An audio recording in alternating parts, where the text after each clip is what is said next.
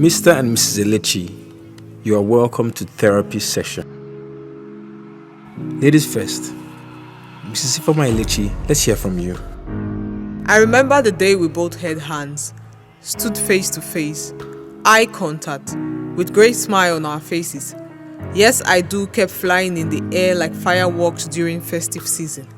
But after all that paparazzi and crowd cheering, behind closed door was where the reality began to hit me hard, that the altar is only for yes, I do, but marriage itself is filled with no, I don't want to do. Being a wife to your son has been really dramatic, like a suspense-filled movie. I really don't know what to expect next, because 1 minute I'm madly in love with this person, the next minute I'm really mad at this person. But thank God for your grace that's sufficient for me. For you said two shall become one flesh. Do you mean one bed? Even if we just had a quarrel and I feel so irritated, do you mean one bed? Do you mean one remote? Even if he wants to watch Champions League and I really want to watch Z World, do you mean one remote? Do you mean one dining? Even if he wants fufu for breakfast and I just want a cup of coffee, do you mean one dining? Is that what you meant by two shall become one flesh?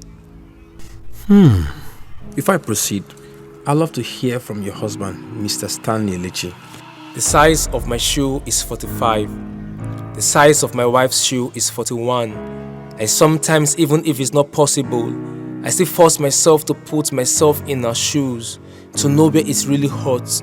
Each time I look at her, she reminds me of the very first day I said I do to all her do's and don'ts at the altar of confession without uttering words. 1 minute, when I look at her, I see the ring in her hand. The other minute, when I look at her, I hear the ring in her voice. Each time she comes plain, like the accuser of the brethren to complain of how I'm not paying attention to the need of the house. I'm pretty sure if our love were to be a storybook, maybe I'll be in page 1 and my wife in her mind will skip to page 55, and that's a topic for another day. Because in the front cover of our love story, like a nursery rhyme, we're like two lovebirds sitting on the wall, but behind closed doors in the other room we never align, because we're like cats and dogs always fighting over everything in the world. When it comes to money, we fight on how to get it. I won't finally get it, we fight on how to spend it. I don't get it, because like two accusing fingers, we're always fighting on how to make a point. Point of correction. It is pointless trying to make a man see from a woman's point of view. They see our emotions as calculus and they try not to solve it. The cramps, first to third trimester drama, the labor pain, and then the cycle comes again. So tell me, why won't our mood swing like a single pendulum ball? These men have no pain, so they can't even relate. The only pain I think they feel is providing for the home, and we do that too. This man you gave me has turned me into a baby making machine, and all I do is bear fruit while he drinks beer. So what do you both intend to do? If we know what to do, we won't be here. It seems your hearts are still heavy. Our motto in therapy session is, "Come unto me, all ye that labor and are heavy laden, and I will give you rest." So what is the rest of the story? Your thought of me is physically challenged. Your thought of me is lame. If you think men cannot identify with your pain, let's face reality.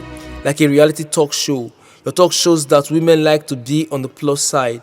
Have you ever wondered why men go to the beer parlor? It's because they cannot bear what you guys make them go through in the inside. Your marriage is not the problem. Understanding why you are married is the problem. Of what uses internet without connection? Of what uses marriage without proper communication? Marriage is just like Christ and the church. For Christ loved the church even when the church was not perfect. The church is the answered prayer of Christ. Christ is the answered prayer of the church. Mr. and Mrs. Elechi, go in this might. Your prayers have been answered.